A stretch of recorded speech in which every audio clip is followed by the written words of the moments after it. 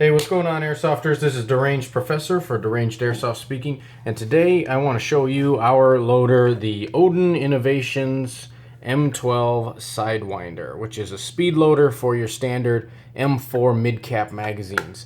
And the way this works is it acts as a magwell. On the back side is a wheel that you pull up to load the magazines, and there's a nice little nifty arrow there that shows you which way to turn. And then you lock in your M4 mag just like so, just like you would into your magwell.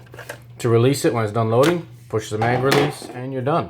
Then you slide your next one in, turn the wheel 12 times for us or 10 times for us, push the button and it comes right out. Now this is built for right-handed people, grooves on this side for right-handed turn, so it'll be very awkward for you left-handed people out there, but shouldn't take too much time to get used to. We are not going to spend a whole lot of time on all of that. We're going to look at what's inside of this. So if you, for some reason, need to take one of these apart, we're going to show you how to do that. It's held together by 6 of these screws, machine screws. I have already removed a few, so that way we speed up video time. This loader, though, is awesome. In the few minutes, or seconds, I should say, it takes to load my mid-cap mags, I usually run about 6 or 7 on the field. Some people only have a couple of them done by using the regular thumb loaders. So, and even the people with the shotgun load, what is that made by? Can't think of it right now. But even this seems to perform, I'd say, better than that type of loader. So definitely check out Odin Innovations. Get out there, find it. So inside, there's only a few parts. You have the main loading area. It's the same type of shape as like the Nautilus. And you have your loading door, which sits in this groove up here near the top of the loader. This is held in place by 4 more screws. Very small screws here. And basically the way this works is BBs inside this collection area will fit into this channel. And then when you turn the handle, this wheel rotates and it pushes the BBs down the channel and out. It's a very ingenious idea, very similar to what a high cap does.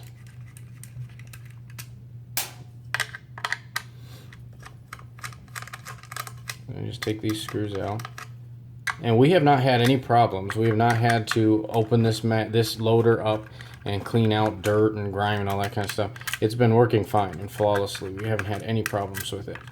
Well, there was one thing we had to troubleshoot right when we first got it, but I'll show you how to do that. And then inside, that's the wheel. So each of these spaces, there's 6 spaces, they hold 2 BBs each, so 12 BBs total in one full rotation of the wheel. So if you have a 120 round magazine, you can count the number of rotations. It should take you 12 rotations to fill that entire mag. If it stops before 10 rotations, then that's where you need to start troubleshooting, and that's what we had to do.